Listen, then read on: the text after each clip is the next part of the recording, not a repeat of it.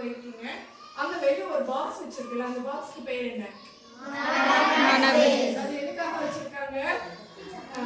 உங்களுக்கு ஏதாவது கோரிக்கைகள் ஸ்கூல்ல டீச்சர்ஸ் சம்பந்தமாகவோ இல்ல உங்களோட ஃப்ரெண்ட்ஸ் சம்பந்தமாகவோ இல்ல வெளியே யாராவது ஒரு நபர்கள் ஏதாவது உங்களுக்கு சிக்கல்கள் வந்தா ப்ராப்ளம்ஸ் வந்தா நீங்க அதை சொல்றதுக்கு கோரிக்கையா எழுதி அந்த பாக்ஸுக்குள்ள போடலாம். அதுக்காக மாணவர் மனசு, உங்க மனசுல என்ன இருக்கோ அதை சொல்றதுக்கு அந்த பெட்டி வச்சிருக்காங்க.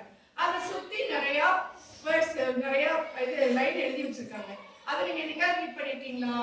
அது யாருக்கெல்லாம் பார்க்காம தெரியும்?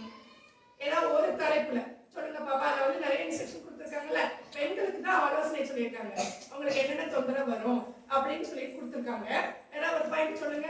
7th தவிர இது வரைக்கும் நீங்க அப்படி அப்சர்வ் பண்ணது இல்லை, சரியா? இனிமே நீங்க அந்த சைடு போனீங்கன்னா பாருங்க, ஒவ்வொரு நாள் ஒவ்வொரு இடம் பார்த்துட்டு அதை மனசுல வந்து செட் பண்ணிக்கோங்க. இந்த மாதிரிலாம் இருந்துச்சுன்னா நம்ம எப்படி இருக்கணும். அதுக்காக இன்னைக்கு தேசிய பெண் குழந்தைகள் தினம் அதுமா அவங்க எல்லாரும் உங்களுக்கு ரிமைண்ட் பண்றதுக்காக ஒவ்வொருத்தரும் ஒவ்வொரு பாயிண்ட் சொல்ல போறாங்க. ஓகேவா?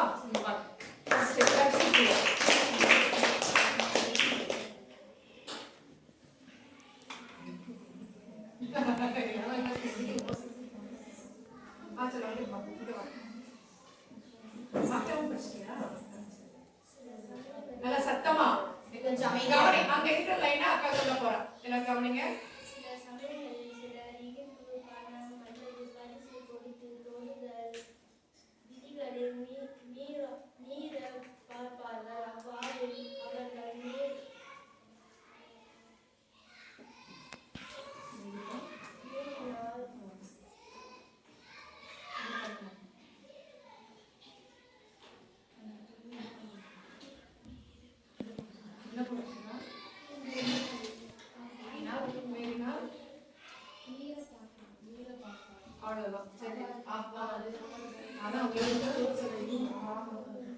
அவ்வளவுதான், சரி.